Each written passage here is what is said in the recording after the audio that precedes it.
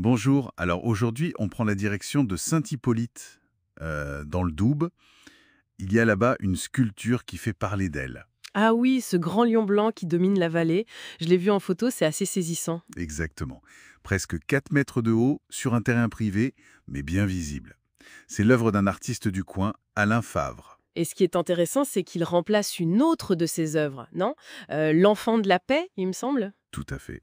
On va essayer de comprendre un peu l'histoire de ce lion, ce qu'il signifie. On a quelques infos sur l'œuvre et les intentions de l'artiste pour nous guider. Oui, voir pourquoi ce choix du lion, pourquoi blanc, le lien avec la région et même avec l'actualité internationale. Commençons par la sculpture elle-même. Monumentale, on l'a dit, blanche, et installée pour qu'on la voit bien depuis Saint-Hippolyte. Et cette dédicace aussi à Volodymyr Zelensky, ça situe l'œuvre très clairement dans le contexte de la guerre en Ukraine, qui a commencé en février 2022. Oui, la dédicace est forte, ça pose d'emblée un message. Mais revenons au lion lui-même.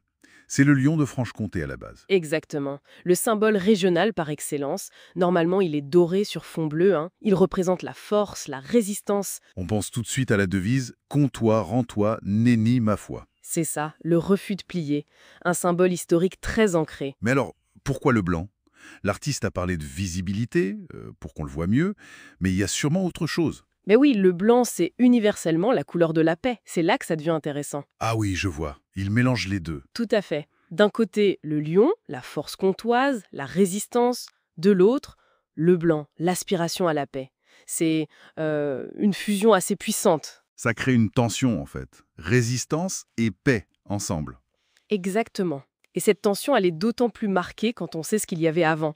Oui, l'enfant de la paix. Un enfant, un globe, une colombe. Un message pacifiste très direct. Il était dédié à Ales Bialiatski, le prix Nobel de la paix 2022. C'est ça. Et cette œuvre a été déplacée apparemment suite à des divergences locales, c'est le terme utilisé dans nos sources. Elle est maintenant à Noidans-le-Férou, Donc on passe d'un hommage à un militant pour la paix, disons non violent. à une dédicace à un chef d'État en guerre, qui incarne une résistance armée face à une invasion. C'est un changement de perspective assez net. Ça interroge, forcément, sur les différentes manières de résister, peut-être. Tout à fait. L'artiste Alain Fèvre, il explique sa démarche. Il parle de solidarité avec l'Ukraine, de l'importance de ne pas baisser les bras face à l'oppresseur. Il cite même Victor Hugo. On résiste à l'invasion des armées, on ne résiste pas à l'invasion des idées. Oui, et il ajoute sa propre pensée. On doit résister pour ne jamais être soumis. C'est assez clair comme message. Mais en même temps, il insiste sur le dialogue pour la paix. C'est un équilibre qu'il cherche. Probablement. Trouver une voie entre la fermeté et la nécessité de parler. D'ailleurs, sur place, les réactions semblent variées. C'est-à-dire?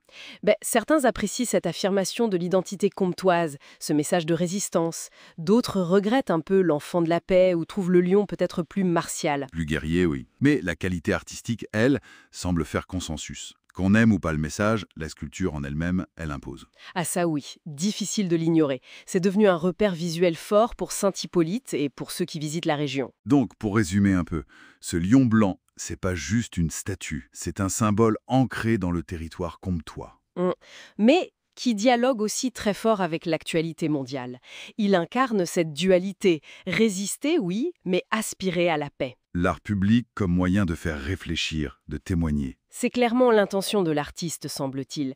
Utiliser cet espace pour poser des questions. Et ça nous laisse peut-être avec une dernière pensée. Comment une œuvre locale, qui utilise un symbole régional si fort, arrive à nous parler de sujets aussi vastes et complexes que la guerre, la paix? Et les différentes formes que prend la résistance aujourd'hui, c'est une bonne question à garder en tête, effectivement. Une réflexion à poursuivre, peut-être en allant voir ce lion de plus près, lors d'une balade dans le Doubs.